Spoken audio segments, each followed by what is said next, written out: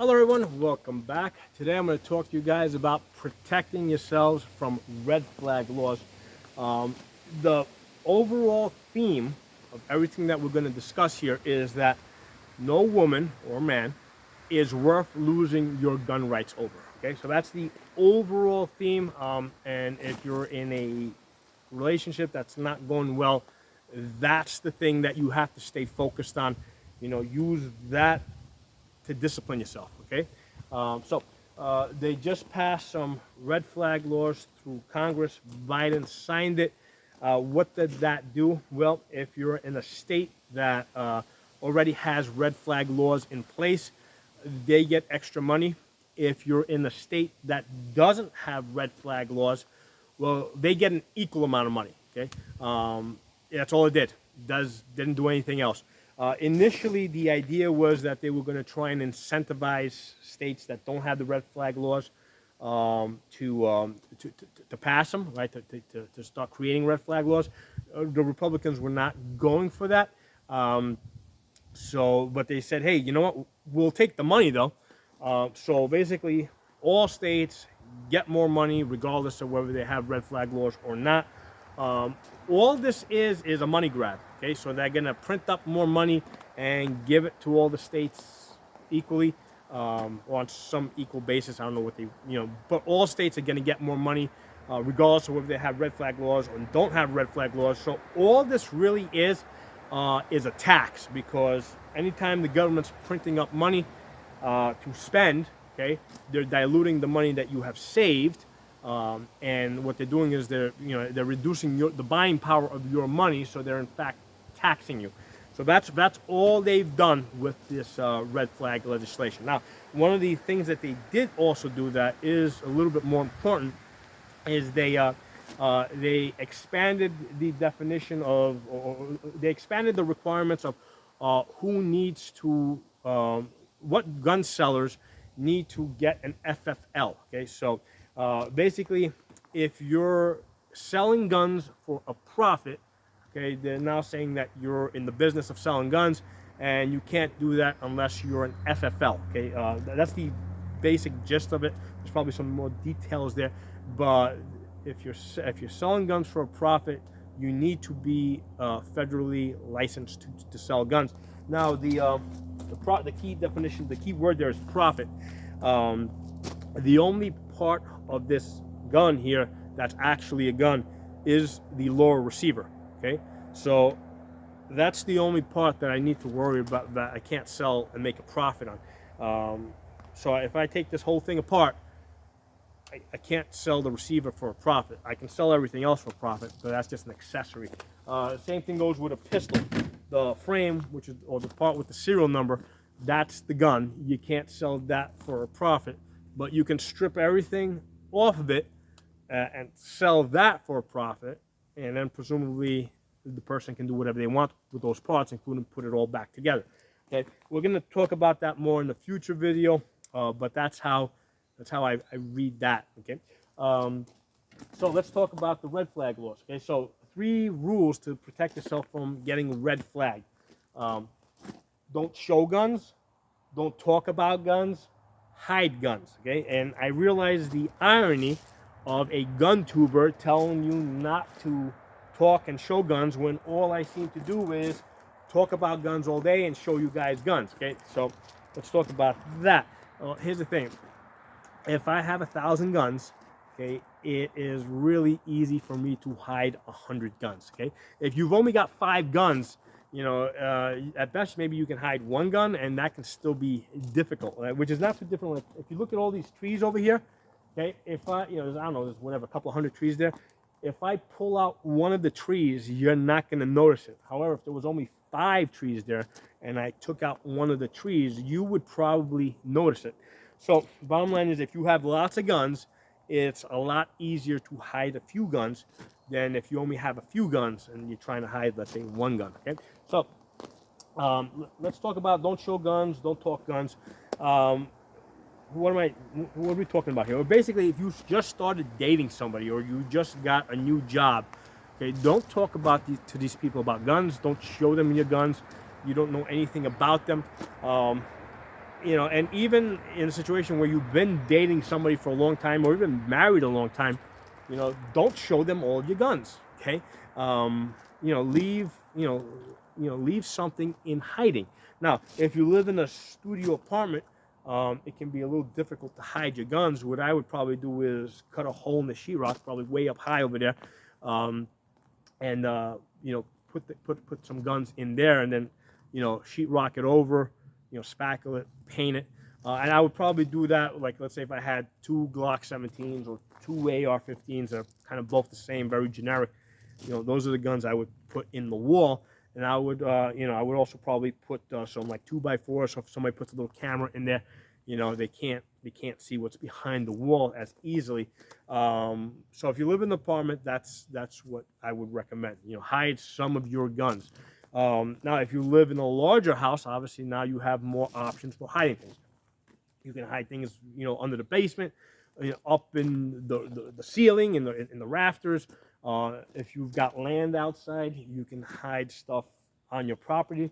I mean, obviously, I got equipment here. I mean, I could dig a big hole over there where I could hide an entire tank if I wanted to. Okay, so you have to factor. You have to come up with a self-defense plan against red flag laws in advance, not like when the police are being called to your house, because there's a disturbance. Um, and whoever you're living with, they shouldn't know about all your guns, and you should definitely have some of your guns hidden. Okay, so that's what it comes down to, right? You got to have a plan in place, and the chances are, if you have a plan in place, um, you are the type of person that is thinking ahead and careful not to get yourself in trouble. So this is really about developing a whole lifestyle of living. It's like carrying a gun, right? If I carry a gun around with me every day, um, I have to be aware of what I'm, what kind of belt do I have on? Does it support the gun? Where can I go? Where can't I go? Like, I know I can't go into a federal building or a post office. So, basically, these are all things that I consider with regards to the gun. Well, all we're doing here is just going a step further, right? We're going a step further. We're not just protecting ourselves from people that we don't know. What we're talking about here is protecting ourselves from people that we do know. Okay, that's all this is. So, moving on, to protect yourself from getting a red flag, don't date crazy. Okay, and I realize that crazy women can sometimes be very exciting. They are the opposite of boring. Okay, I completely understand that. I was once a very young man myself, and I can totally understand that. So here's the thing: when I was in my 20s, I'm now 50. When I was in my 20s, 3 to 4 times a year, I would get on an airplane and I would fly to the Caribbean, South America, Mediterranean, and Europe, and I would have myself a blast. Okay, all the crazy women in the world I met. Okay, but when I came back home, they stayed over there. Okay, so that's got to be part of your planning. I can understand that you might enjoy crazy, but make sure that you can set boundaries. All right, that crazy can't cross over into. Okay, so that's got to be part of your self-defense plan against getting red flags. Okay, so this is, again, this is a self-defense plan. This is no different than deciding what gun you're going to carry, how often you're going to train, what ammunition you're going to use. This is just an extension of your self-defense plan. So don't bring crazy into your life, or close. Don't bring crazy into your life. That's gonna cause you problems. Okay. Now, let's say you just start dating somebody, right? Don't move in with somebody until you've already had a couple of fights with them. You gotta see how you resolve your fights. Okay. Don't marry somebody until you've had a chance to have lots of fights with them. Okay. Really important thing for you guys to know, for those of you that don't know this already, but women change. Okay, first of all, they change every time they get their period, right? That makes them crazy enough.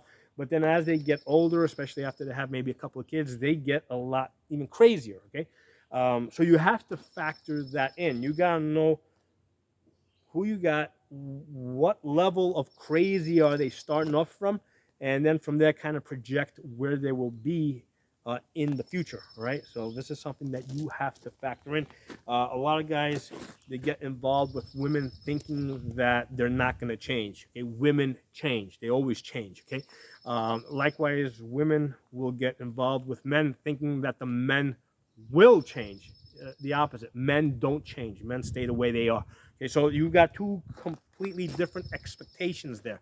Okay, you got to factor this into, your self-defense plan against getting red flagged. Okay, now let's say you're in a relationship, things start going sour, um, fights, you start having arguments, whatever. You got to set your boundaries, right? First of all, always keep at the top of your mind, and not in the back of your head, at the top of your mind, that no woman is worth losing your gun rights for. No woman is worth losing your guns for. And I don't care how much you got invested in this relationship. Maybe you got kids, maybe you got houses, properties, a business together. Um, you're not going to save any of that by losing your gun rights. Okay, so the relationship is going to go the way it's going to go. Okay, it may not be salvageable. So it's not worth, if you're going to lose everything that you have, you're going to lose your house, you're going to lose your car, you're going to lose your kids. Okay, if that's going to happen, it's going to happen. It's not worth also losing your gun rights on top of that. Okay, so very important, right?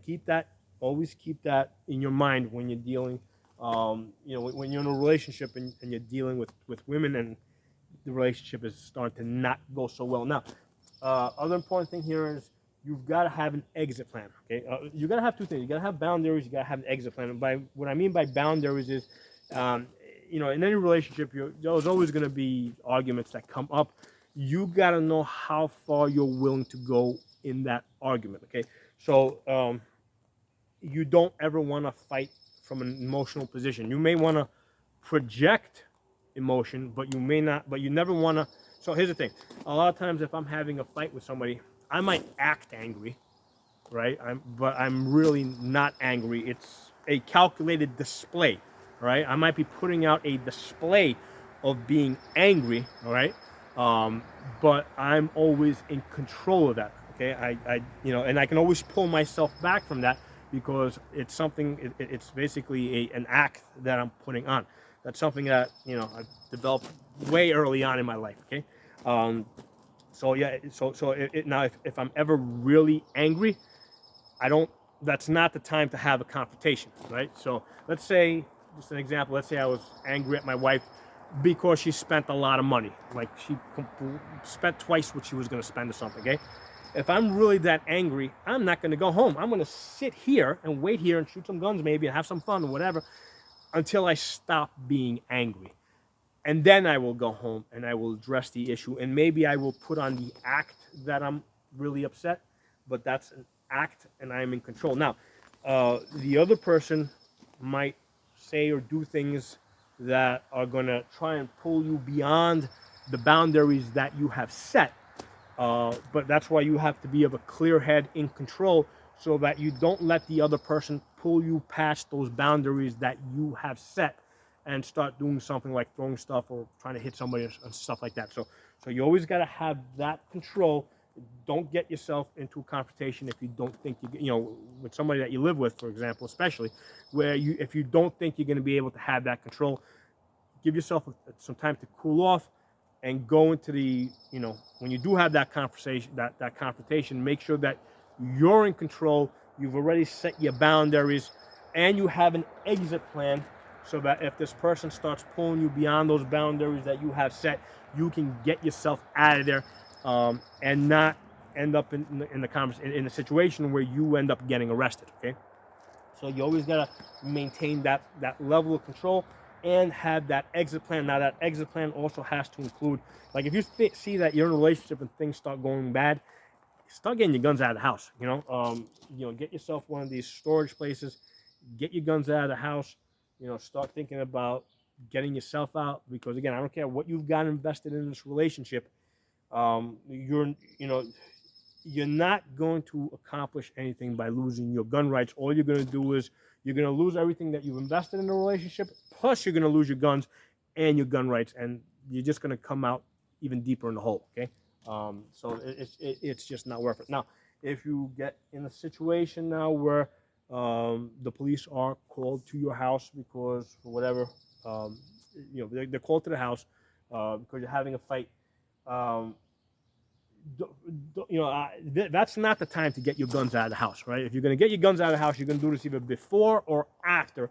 Don't be trying to run through the house with all your guns in the middle of a fight, because now it looks like you're getting the guns to basically shoot the other person. Okay, so you might be thinking that you're going to get your guns out of the house. Meanwhile, the other person thinking that you're getting the guns to kill them. Okay, so that's not the time to get the guns out of the house. Not during the fight, and you certainly don't want the cops showing up, seeing you sneaking out with all your guns. So get your guns out, preferably before, or as this thing, days before, as you see the relationship starting to go bad, or after. Now, as far as getting your guns out after, it really helps if you don't get yourself arrested. Okay, you can do a lot more things, and also, again, keeping a clear mind at the point that you decide that things are not going well. Um, you know, Basically back off, get yourself out of the house, so that you have the ability to enter back into this house a few days later, all right, without having, let's say, a restraining order or something put on you, right, so that you can get your guns, okay? So so these are the things you gotta be planning, you gotta be planning, you gotta be thinking about these things. How are you gonna get yourself and your property out of the house? Now, when the police show up, you know, don't start the whole diarrhea of the mouth. Don't start talking to them about your relationship. All right, all you want to do at that point is especially if the police have been called to your house, you're not going to be sleeping in that house that evening. Okay, so accept that fact. Um, you know, figure out where you're going to go. Don't do anything to aggravate the situation so that you get arrested. Okay, obviously don't give consent to anything. Now the problem here with consent is you may not give consent, but the other person in the house might give consent. Okay, so again, another reason why hide some of your guns. Even if you're living happily with somebody, hide some of your guns, because if things go sour really fast, the other person can give consent, okay, to have your house searched, items removed by the police, etc. Okay, so keep that in mind. The other person can give consent. So again, this all comes back to the planning. You gotta think this stuff through in advance. That's why we're doing this video. Okay, and of course, if they're gonna arrest you, don't resist. That's not gonna accomplish anything. That's just gonna make the situation a lot worse for you. So get an attorney to deal with this problem. So a couple of things for you guys to think about. Luckily I've never been in this type of position. I never planned to be in this type of a problem. However, there's things in life that you can't control. And I'll give you guys an example. So as people get older, sometimes they go through medical conditions that cause their personalities to change. I have heard of a case, and I know all the people involved, where one person started to, over a period of a year, they had started to become very irritable, aggressive, short-tempered, and you know, at some point they actually had what appeared to be a seizure, and what was found out is that this person had a tumor growing between their skull and their brain, which was putting pressure on their brain, basically irritating it, causing personality malfunctions. Okay, um, and it basically the tumor did end up coming out, and that person's doing really good. Uh, Return to their normal personality. But the point I'm bringing up here is, just because your situation now is such that you can never envision a situation where you could possibly be red flagged. uh, Keep in mind that there's other people around you going through lots of different things, different medical conditions that may cause something like this to come into your life. Like this tumor in the head type of situation. that I just mentioned. Okay, so that's why you got to have a backup plan. You know, hide some of your guns, and if things start going bad in the relationship, start forming exit plans. It might just be a temporary exit plan to, like, let me get my stuff out of here until we figure out what's going on and what we're gonna do, and what doctors you got to see, and etc. We got to see a psychiatrist or something. Um, but yeah, that's how you guys can protect yourself from red flag laws. Now, if you guys got any other ideas, put in the comment section. I don't pretend to know everything on this stuff. This is something that's there's a lot of loose ends out there. There's a lot of red flag laws can come at you from a lot of different directions, especially as they're expanding in some states the number of people that can red flag you. Okay, so that all comes back to don't show guns, don't talk about guns, don't hide guns. People, potentially hostile people that don't know about your guns can't red flag you. Okay, so I hope you guys enjoyed the video. Make sure you guys are following me on Odyssey, Uncensored channel. My channel name over there is Pocono Tactical. On Rumble, I'm Pocono Guns, and then on YouTube, my channels are Absolute Gun Rights, Pocono Shooting, and the original Safa channel that goes back to 2006. Talk to you all soon.